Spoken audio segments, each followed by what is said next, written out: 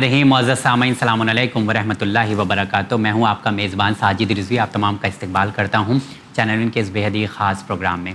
जी हाँ नाज़रीन, शायरी की दुनिया के एक ऐसे बादशाह से आप तमाम की आज मुलाकात करवाने जा रहा हूं जिनसे मिलकर आप तमाम लोग बहुत खुश होंगे। यकीनन वो किसी कस्टमरी इंट्रोडक्शन के मोहताज नहीं हैं, आलमी शोहरत याफ्ता शख्सियत हैं और जब भी इनका नाम आता है तो इनके कलाम को ज़रूर लोग याद करते हैं। ये कोई और शख्सियत नहीं बल्कि लखनऊ से ताल्लुक़ रखने वाले जनाब डॉक्टर तारिक कमर साहब आज चैनल के स्टूडियो में मौजूद हैं और ये बेहतरीन मौका है, सुनहरा मौका है जिनसे हम लोग गुफ्तगू करेंगे और जिनसे बात करेंगे और ये जानने की कोशिश करेंगे कि आज का जो माहौल चल रहा है, शेर व शायरी की जो दुनिया है वो कैसी है और इमाम हुसैन अलैहिस्सलाम की जो कुर्बानी है, जो करबला का वाक़या है, उनका नज़रिया हम लोग जानने की कोशिश करेंगे। तो आइए, बेहतरीन वक्त है और इस वक्त में को हम सही से इस्तेमाल करते हैं और इस शो पर जनाब डॉक्टर तारिक कमर साहब का इस्तकबाल करते हैं। आइए मुलाकात करते हैं। अस्सलाम वालेकुम सर। वालेकुम अस्सलाम। शुक्रगुज़ार हूँ मोहतरम साजिद रिज़वी साहब, चैनल विन का, बिलखुसूस आप लोगों का कि मुझे इस अहम और मखसूस प्रोग्राम में आपने दावत दी और ये मेरे लिए शरफ़ है और किसी भी मुहिब अहले बैत के लिए बाइस सआदत है कि वो इस अंदाज़ के मजहबी और अहम प्रोग्राम में शिरकत करके उसको अपनी बात रखने का, अपनी बात कहने का मौका मिले। देखिए, जब मुलाकात है, प्रोग्राम का नाम ख़ास मुलाकात है, तो कुछ ख़ास बातें भी इंशाल्लाह आज के प्रोग्राम में होगी। और सबसे पहले तो मैं चाहता हूँ कि नाजरीन मतलब कुछ सुनना चाहते हैं आपकी ज़बान से, कोई बेहतरीन कलाम या सलाम या कोई ऐसी शायरी जो अहले बैत अलैहिस्सलाम की शान में आपने कही हो और लोगों को बहुत पसंद आई हो। हाँ देखिए, बड़ा खूबसूरत सा आगाज़ आपने किया है और बिलाशुबा ज़ाहिर है कि अहले बैत की शान में तो सदियों से कलाम कहे जा रहे हैं और जब तक ये दुनिया बाकी है ज़ाहिर है ये तौसीफ़ का सिलसिला जारी रहेगा। ये हमारा ईमान भी है और ज़ाहिर है ये वक्त की ज़रूरत भी है। तो हमने भी कभी कभी ये कोशिश की कि शायरी के हवाले से, बिलखुसूस रसाई अदब के हवाले से कुछ ऐसे अशार कहे जाएँ, ऐसी नज़में कही जाएँ जिनकी बुनियाद पर जो करबला का बुनियादी पैगाम है उसकी तरसील यकीनी हो सके। जी। तो कई मशहूर नज़में हैं और बज़बान ख़ुद ये कलमा ज़ाहिर मुनासिब नहीं है कि वो बहुत मशहूर है, ताहम इतना ज़रूर है कि जिन मकासद के पेश नज़र नज़में कही गई तो कहीं ना कहीं ये एहसास ज़रूर होता है कि उनकी तरसील की आज भी ज़रूरत है। तो साजिद साहब, मैं मुख्तलिफ़ मौज़ूआत पर नज़मों के हवाले से काम करता रहा और आज भी वो सिलसिला जारी है। तो मैं एक नज़म आपको सुनाता हूँ, आपके तमाम नाज़रीन तक ये नज़म पहुँचेगी। तो देखिए, बहुत से किरदार हैं करबला के, ज़ाहिर है कुछ किरदार तो वो हैं जो बहुत अहम हैं। यूँ तो जब अहमियत की बात आती है तो किसी भी किरदार को हम ज़ाहिर है तकाबुल नहीं कर सकते हैं, सबके अपने अपने अलग हाँ औसाफ हैं। बहरकैफ एक नज़म जिसका उन्वान है फ़रात इस्मत के साहिलों पर। फ़रात इस्मत के साहिलों पर। वो एक नन्ही सी प्यास जिसने फ़रात इस्मत के साहिलों पर शराबे सहरा की दास्तानों को अपने खून से रकम किया था, जफ़ा के तीरों को खम किया था, बुलंद धक्का अलम किया था, वफ़ा की आंखों को नम किया था। वो प्यास करवट बदल रही है, अब अपने पैरों से चल रही है। वाह। वो प्यास करवट बदल रही है, अब अपने पैरों से चल रही है। वो प्यास बचपन में जिसने सातों समंदरों का सफ़र किया था, वो प्यास बचपन में जिसने सातों समंदरों का सफ़र किया था, वो प्यास जिसने समंदरों का सुकून ज़ेरो ज़बर किया था, वो प्यास जिसने समंदरों का सुकून ज़ेरो ज़बर किया था, वो प्यास जिंदा में आ गई है, सितम के एवा में आ गई है। तो प्यास का ये सिलसिला है साजिद साहब जो कि बढ़ता है आगे और ज़ाहिर है कि ये वो किरदार है कि जिसकी तरसील कल भी ज़रूरी थी, आज भी ज़रूरी है और मुस्तक़बिल में भी जो हमारे हालात हैं उसके पेश नज़र हम ये कहते हैं कि तो देखिए, ये जो एक मुख्तसर सी नज़्म मैंने पेश की और ये करबला का वो किरदार जो ज़ाहिर है सब जानते हैं, लेकिन एक और किरदार हज़रत जौन का किरदार, ठीक है, तो उसके हवाले से बहुत काम हुआ है, लेकिन मैं ये महसूस करता हूँ कि ये वो किरदार है जहाँ भी बहुत कुछ तहक़ीक़ करने की ज़रूरत है और बाकायदा उन पर अदबी हवाले से काम करने की ज़रूरत है। जनाब जौन अलैहिस्सलाम पर मुलाज़ा फरमाएंगे। देखिए, कि ग़ुलाम आका से कह रहा है, ग़ुलाम आका से कह रहा है, करीम इब्ने करीम है तू। ग़ुलाम आका से कह रहा है, करीम इब्ने करीम है तू, निज़ाम नामो नसब से बाहर निकाल मुझको, निज़ाम नामो नसब से बाहर निकाल मुझको, हवाए दश्ते सितम के आगे उजाल मुझको, मेरे लहू में जो मिशअले हैं वो बुझ न जाएं संभाल मुझको, मेरे लहू में जो मिशअले हैं वो बुझ न जाएं संभाल मुझको, روایتوں کی اسیر دنیا، حقیر دنیا، میرے نسب میری قومیت کے ترازوؤں میں میرے لہو کی حرارتوں کو نہ تول ڈالے۔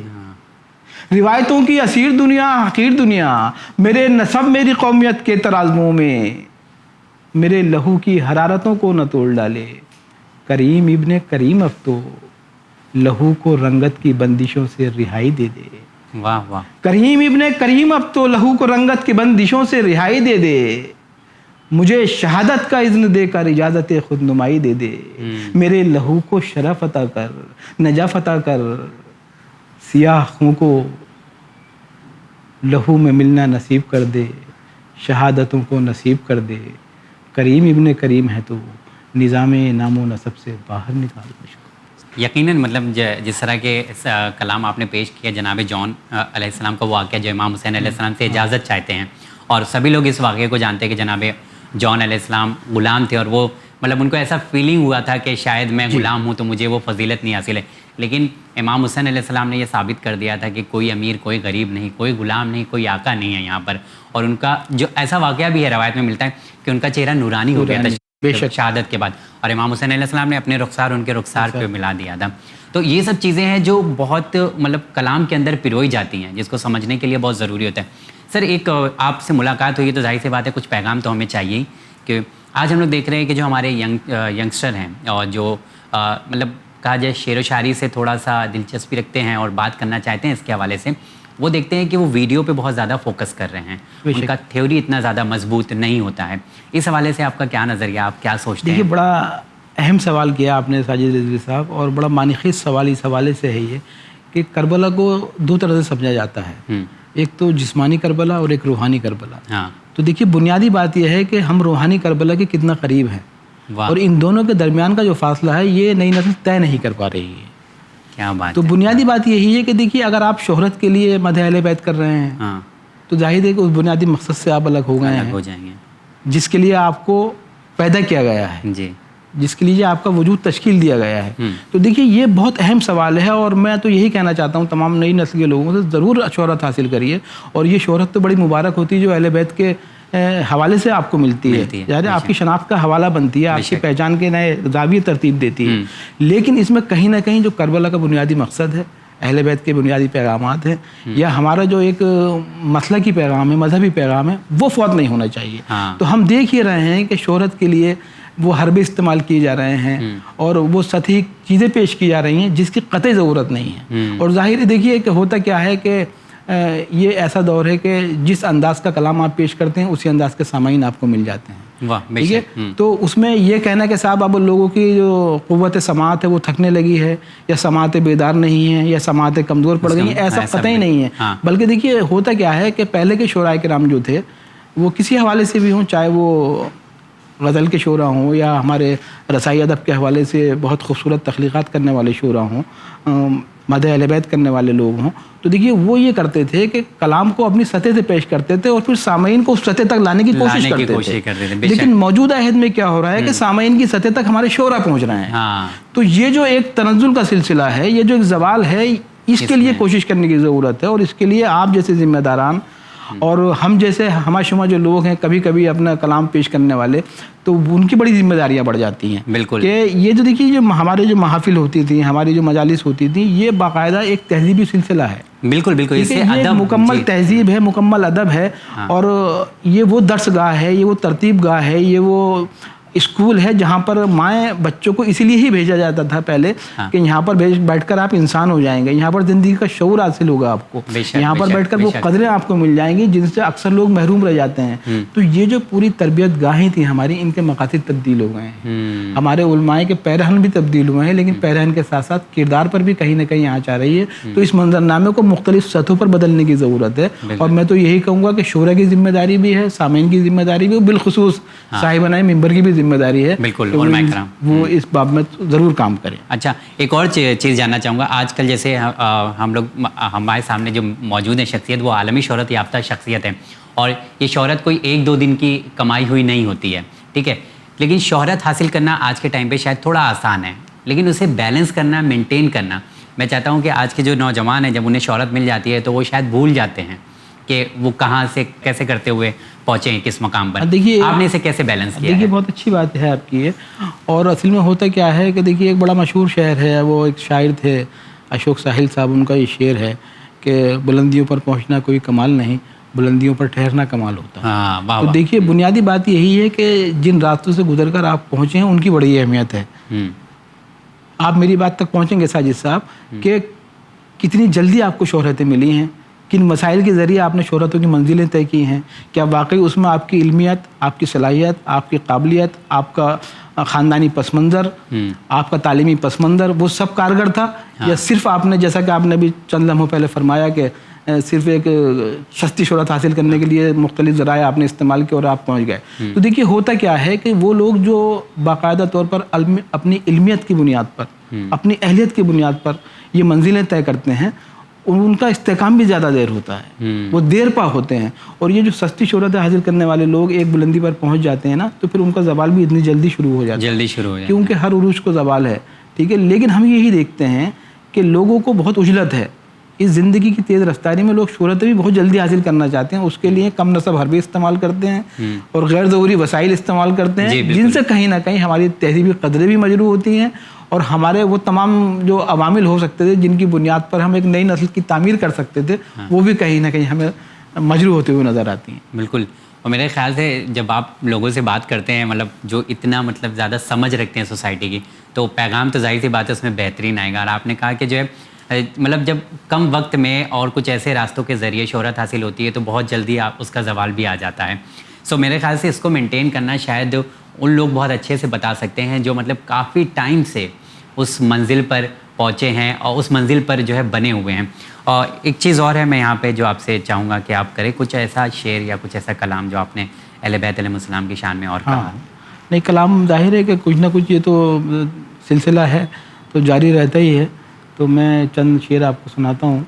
اور دیکھیے ایک مولا کی منقبت کے 4-5 شعر ہیں، وہ آپ کے تمام سامعین کی نظر کرنا چاہتا ہوں، بالخصوص ناظرین کی نظر کرنا چاہتا ہوں اس چینل ون کے حوالے سے، کہ مطلب ملاحظہ فرمائیں گے کہ جو نہج بلاغہ کے نمک خوار نہ ہوتے، جو نہج بلاغہ کے نمک خوار نہ ہوتے، الفاظ کبھی اتنے وفادار نہ ہوتے۔ واہ واہ واہ۔ جو نہج بلاغہ کے نمک خوار نہ ہوتے، جو نہج بلاغہ کے نمک خوار نہ ہوتے، الفاظ کبھی اتنے وفادار نہ ہوتے، اور وہ حبس سماعت ہے کہ مر جاتے قصیدے، وہ حبس سماعت ہے کہ مر جاتے قصیدے، زندہ میرے مولا کے جو دربار نہ ہوتے۔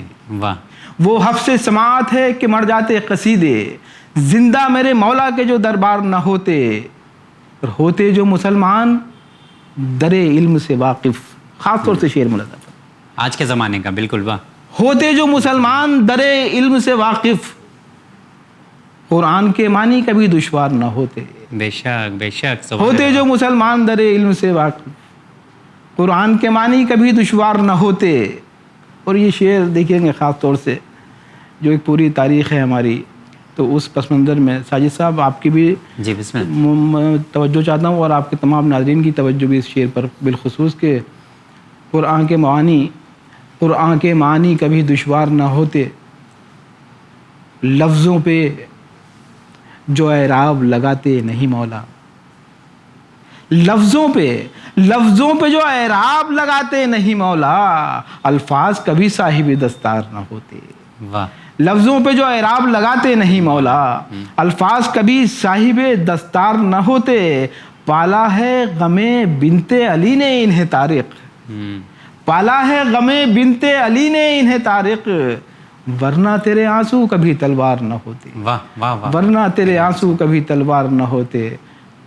تو یہ چند شعر تھے، اور دیکھیے یہ ظاہر ہے کہ منقبت مولا ہمارے لیے تو یہ ایک ایسا وسیلہ ہے کہ جس کی بنیاد پر ہم یہ تصور کر لیتے ہیں کہ جنت میں جانے کا ایک اس سے اچھا کوئی راستہ نہیں ہے، حالانکہ بہت گنہگار لوگ ہیں، لیکن مدح اہل بیت ایک ایسا زینہ ہے، ایک ایسا وسیلہ ہے کہ جس کی بنیاد پر ایک یقین رہتا ہے کہ کہیں نہ کہیں خدا نواز دے گا کہ ہاں آپ نے مدح اہل بیت کیے تو آپ کے راستے آسان ضرور ہو جائیں گے۔ ایکچولی یہ بھی ایک اچھی بات ہے کہ دیکھیے جب ایک ہنر ہوتا ہے تو اس کا مطلب دیکھا جائے تو کچھ ذمہ داری اس کے ساتھ ہوتی ہے، بے شک اسے بیلنس کرنا یا اسے لوگوں کے سامنے پہنچانا. تو یہ شعراء کرام میں ہم نے دیکھا ہے کہ بہت اچھے طریقے سے جو بہترین شعراء ہوتے ہیں وہ اپنے کلام میں بہت اچھے اچھے الفاظ کا استعمال کرتے ہیں اور اسے بہترین طریقے سے ادا کرنے کی کوشش کرتے ہیں. ایک چیز اور میں یہاں جاننا چاہوں گا آپ سے، اور میرے خیال سے یہ بہت اہم سوال ہے ناظرین آج کے ٹائم کا. جب امام حسین علیہ السلام کی ہم لوگ بات کرتے ہیں تو ان کے ساتھ ایک چیز جڑی ہوتی ہے کہ انسانیت کے لیے انہوں نے قربانی پیش کی ہے. یوں تو دیکھا جائے بہت جنگیں ہوئی ہیں لیکن کسی جنگ کو جو ہے انسانیت سے نہیں جوڑا جاتا ہے. ایک واحد کربلا کی جو جنگ ہے امام حسین علیہ السلام جہاں پر شہید ہوئے اپنے اہل خانہ کے ساتھ، تو بتایا جاتا ہے کہ یہ انسانیت سے جڑی ہوئی جنگ ہے. اس کو آپ کیسے دیکھتے ہیں؟ کیونکہ امام حسین علیہ السلام کوئی ایک پرٹیکولر فرقے کے لیے نہیں یا کوئی ایک مذہب کے لیے نہیں ہے، پوری انسانیت کے لیے ہیں. تو اسے آپ کیسے دیکھتے ہیں یا اس کے حوالے سے کچھ آپ کہنا چاہیں گے؟ یہ تو بہت بنیادی سوال ہے ساجد صاحب آپ کا، اور بلا شبہ اس میں تو کوئی کسی طرح کا کوئی تعامل تکلف ہونا ہی نہیں چاہیے کہ وہ ایک کائناتی شخصیت ہے، ٹھیک ہے، وہ صرف ایک مخصوص طبقے مخصوص مذہب کے لیے نہیں آئے تھے.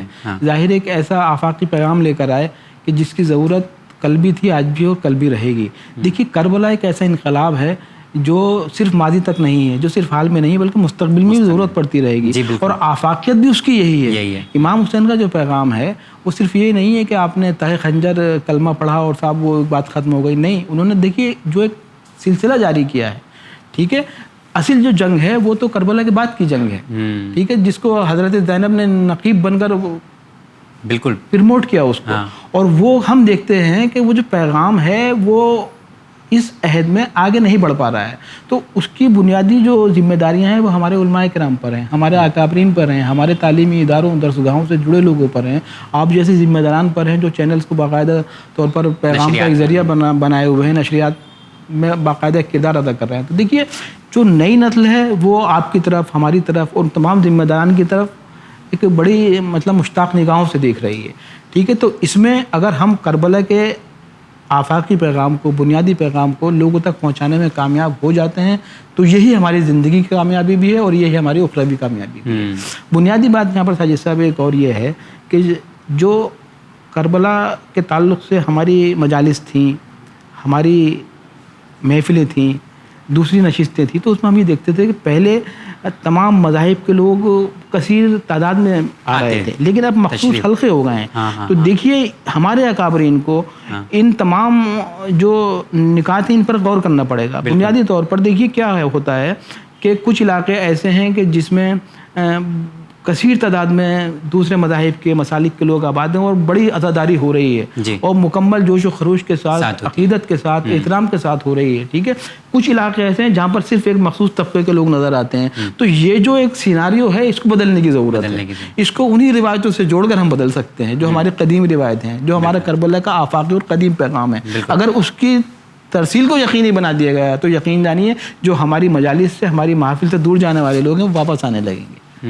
تو یہ جو لبیک کی صدا ہے نا، یہ انہی ممبروں کی ذمہ داری ہے، ٹھیک ہے، کہ یہاں سے ایسا پیغام جانا چاہیے تاکہ وہ پتہ چلے کہ جو مسلم ہاں جب سنی شیعہ جو اور بھی فرقے کی بات ہوتی ہے تو میرے خیال سے یہ مختلف مکاتب ہیں، مختلف مسالک ہیں، نظریات ہیں، ایک پلیٹ فارم پہ، لیکن یہ تو ایک ایسا محور و مرکز ہے نا جہاں پر سب ایک ہو جاتے ہیں. بے شک تو پھر اگر یہ موجودہ وقت میں ہم اس کردار کی نمائندگی نہیں کر پا رہے ہیں تو کہیں نہ کہیں ہماری اپنی کوتاہی ہے. بالکل بے شک، ٹھیک ہے. تو وہ مجھے ایک شعر یاد آتا ہے کہ زیر خنجر ہے کبھی شام کے دربار میں ہے.